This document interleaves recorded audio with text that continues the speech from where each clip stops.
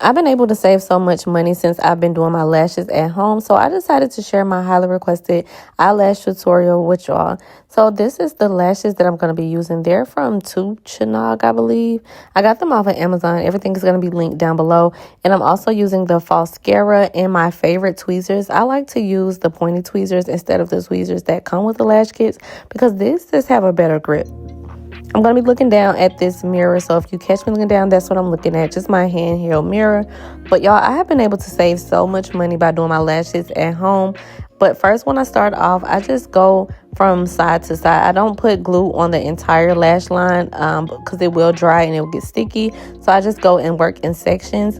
This is the lash map. I love a cat eye look, y'all, because I do have a lazy eye. And I feel like the cat eye kind of distracts you from that. If you see it, you see it. You ain't got to point it out.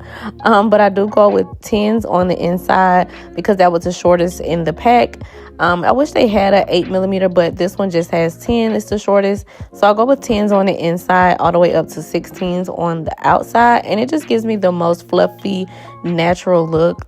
All the other lash clusters that I've tried, they're either not fluffy enough, they don't last as long. I don't know, y'all, but these have been my favorite. Like, they're the perfect wispy, the perfect amount of fluffy, and the perfect curl. So I enjoy wearing these.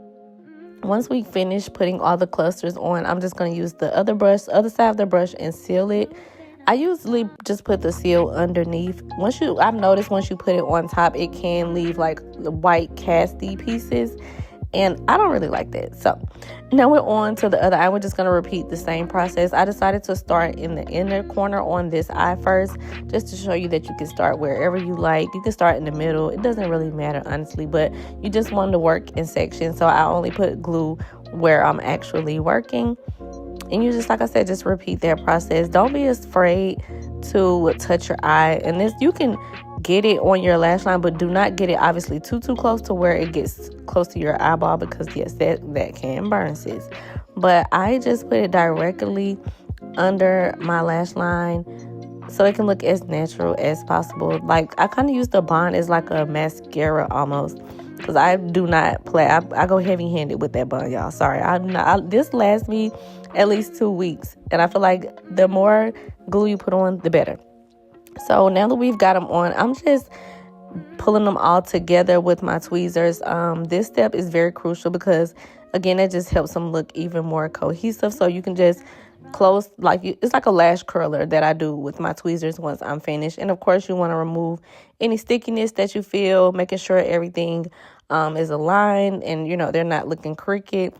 Like I said, I have a lazy eye, y'all, and sometimes I'm like very insecure about it because even though I did the same lash map, it's like one eye just leans more than the other one. But anyway, so yeah, don't be afraid to try this at home, y'all. Let me know what you think if you found this video helpful.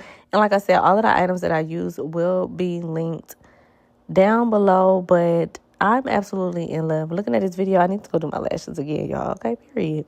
But this is the finished look. Of course, you had to do your brows just to bring the whole look together. But like I said, it came out really, really cute. This is actually the last set that I wore on vacation. So yeah, bye y'all. See y'all next time.